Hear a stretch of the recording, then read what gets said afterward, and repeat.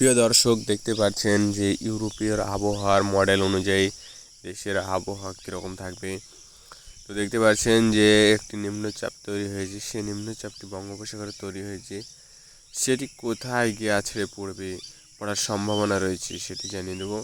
দেখতে পাচ্ছেন হালকা থেকে মাঝারি ধরনের প্রভাব কিন্তু পড়েছে কলকাতা এবং বাংলাদেশের খুলনায়।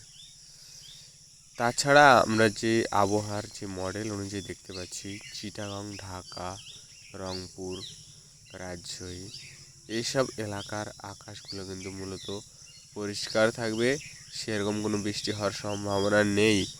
তবে হালকা থেকে মাঝারি ধরনের মেঘের আনাগোনা দেখা যেতে পারে। তাছাড়া দেখতে পাচ্ছেন যে খুলনা বিভাগে যে নিম্নচাপটি তৈরি হয়েছে সেটি কিন্তু যে খুলনায় প্রবেশ করে গেছে এখন বর্তমানে।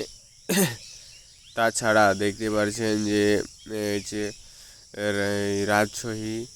রাজশাহীতে কিন্তু মেঘের আনাগোনা রয়েছে, কিন্তু বৃষ্টি হওয়ার সম্ভাবনা নেই।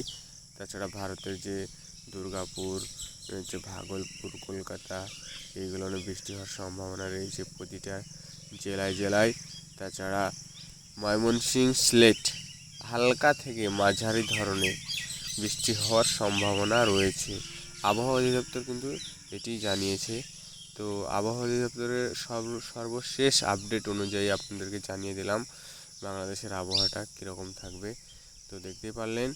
তো ভিডিওটি যদি ভালো লাগে অবশ্যই একটা লাইক করে যাবেন এবং কমেন্টে জানাবেন কে কোন জেলা থেকে দেখছেন ভিডিওটি।